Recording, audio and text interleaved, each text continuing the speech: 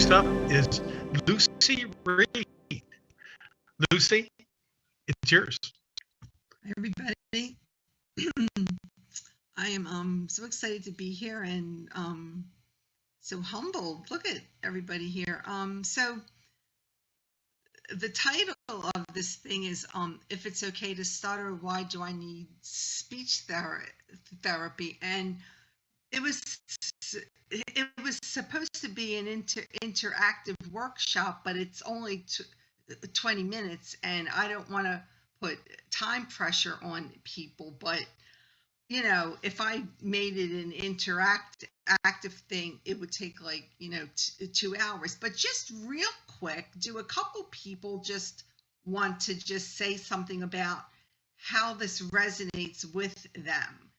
If it's okay to stutter, why do I need, or, you know, if it's okay to stutter, how can speech therapy help me? Does someone just want to say, how does this resonate with them? You can raise your hand and unmute. Anybody? No. Okay. Then I'll do. Oh, Steph. Anita and I had our virtual hand up. Thank you. Yeah, I get this question a lot as a speech pathologist, so this is such a great topic, Lucy, for you to present on. And I think my answer usually to people when they ask me why do people get speech therapy when stuttering is okay is that stuttering. I will say I actually heard somebody say this past week, and it was the most it was a very, very interesting take on it that I've never heard before, so which I highly respect. But we tend to say stuttering so individualized, and somebody said, well, if you tell me that stuttering is individualized, you're going to make me feel isolated, like I'm the only one who stutters. And I thought, oh my goodness, thank you for sharing that with me, because I've said stuttering is individualized for so long now.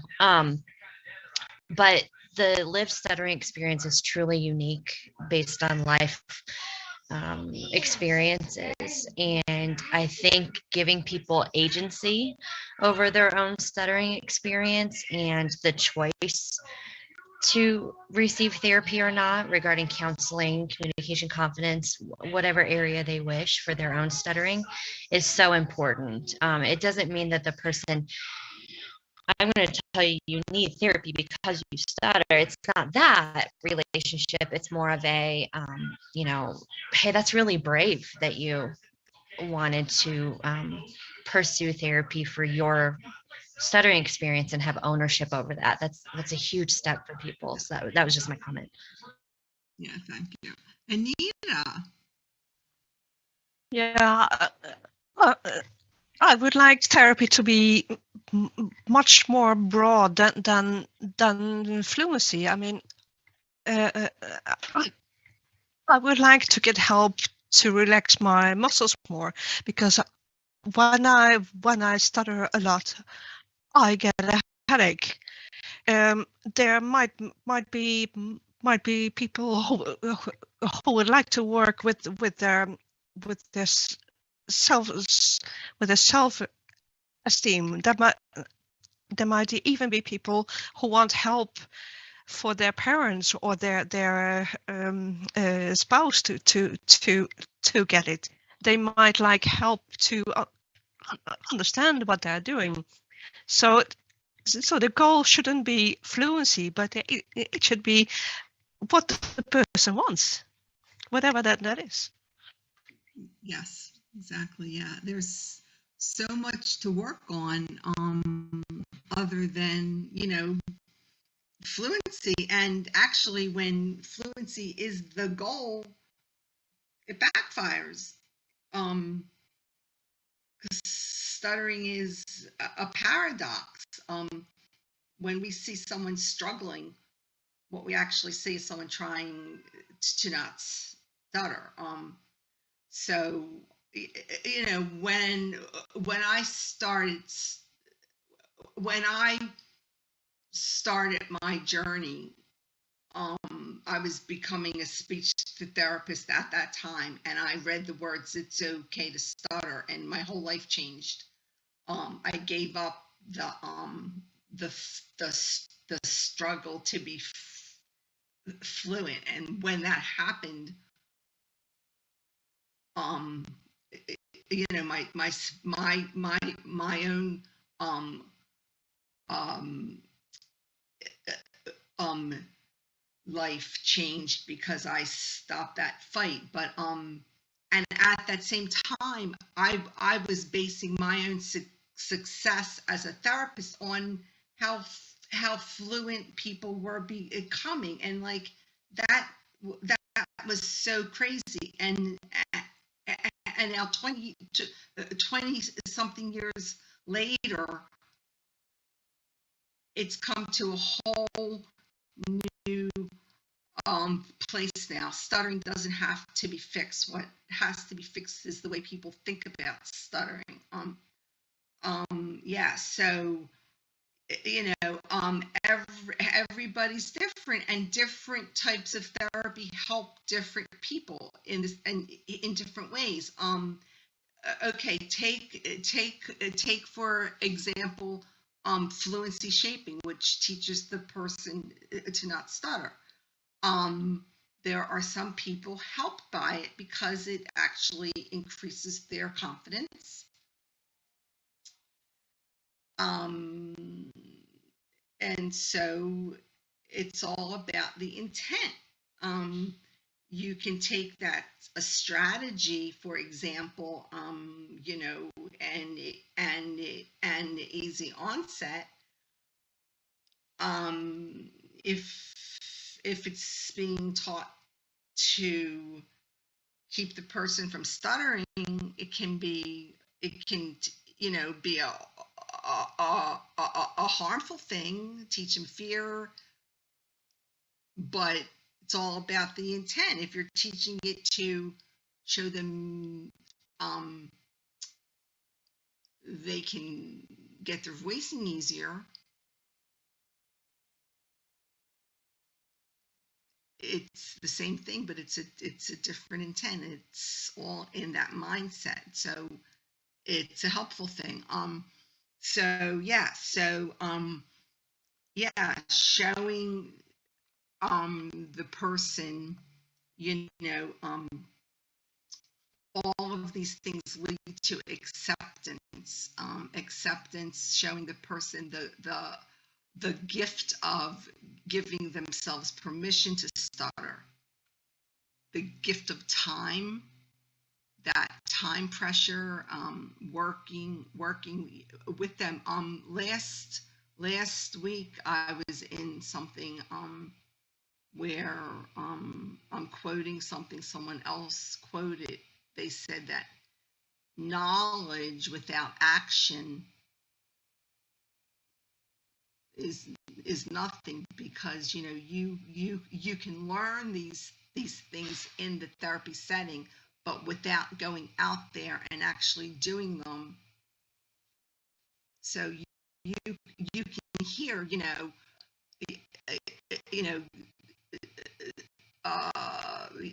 it's you should take this risk, but unless you actually go out there and actually do it, it's not helping you. So go out there and try little baby steps, in terms of disclosing,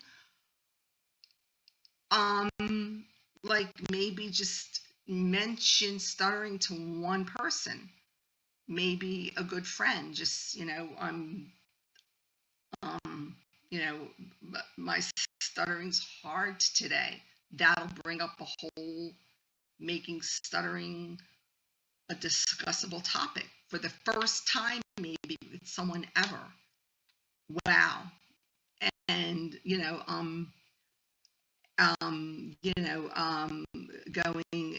going out there. This past Christmas, I was home with my family, and for the first time had a conversation with my adult nieces, nephews in front of their boyfriend and girlfriend ever. They hadn't ever met me, and I was just sitting there just talking about stuttering, and I had never done this ever, and it was like I was talking about a football game. When you can show, when a speech therapist can show the people that they're helping, I don't like to say clients, the people that they're helping, that stuttering can actually be a positive part of their identity. You know, when we show our listeners that we accept ourselves and our listeners pick up on that, and this is something speech therapists can help the person do. You know, when the person who stutters, you know, is carrying around, you know, the shame, the listener picks up on that. But when we you know, accept ourselves and show that I wish he is in here. There's this guy named Mark Bear. He's going to be presenting later. He does this stutter. He does this proud stutter thing. I met him last summer. This guy, yeah, stutter proudly. I met him last summer in Austin. This guy smiles with his eyes when he stutters. This guy is amazing. He just oozes self-acceptance. This guy is amazing. I mean, and like, this is what we need. Speech therapists need to teach the people that we help. Self-acceptance, to get out there and just stutter proudly, rock it. You know, be proud of who you are, own it, embrace it. Stuttering can be a positive part of your identity. And this is what helps our natural fluency emerge. You know, fighting it only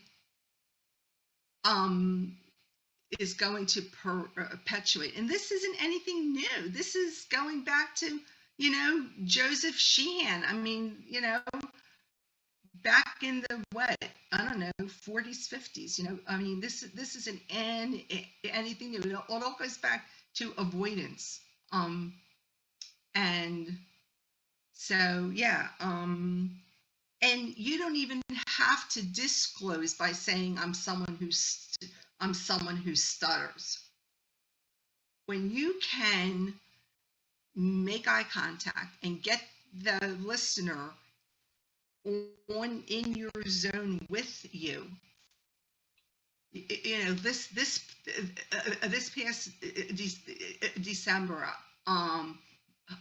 I was out having dinner with two other women who stutter, and the server came, and I was just, I mean, I like made eye contact with her, and was just like, I was like really doing some purposeful stuttering. I don't like calling it voluntary stuttering. I like calling it purposeful stuttering. I was like, I would like the flat bread with the avocado spread.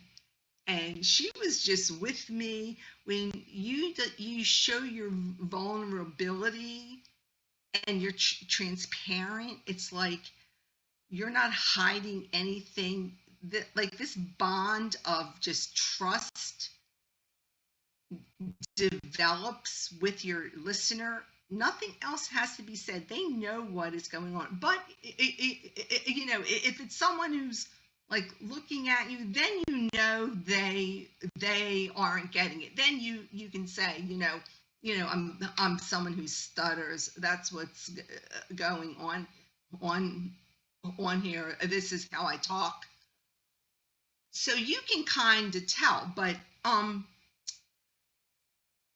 you can get them in that zone with you, and you don't even have to tell them. They know. But these are all things working with a speech therapist can help the person make stuttering a positive part of their identity.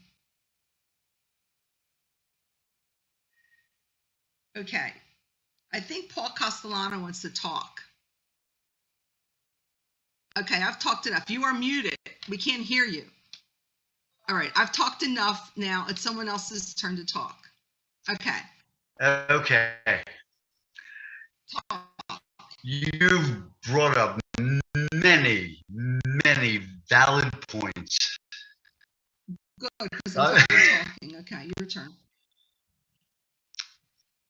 Trying to overcome or stuttering, in my perception, for the foreseeable future, if ever, isn't going to happen. It's what it is. It's in us. It's in our DNA. It's in our brain. It's the key, as you said, is acceptability. And it's not the acceptability from fluent people. We need to accept it ourselves. It's how we talk. And you talked about that. And once we do, and I spoke about this earlier to a few people who were in this room, and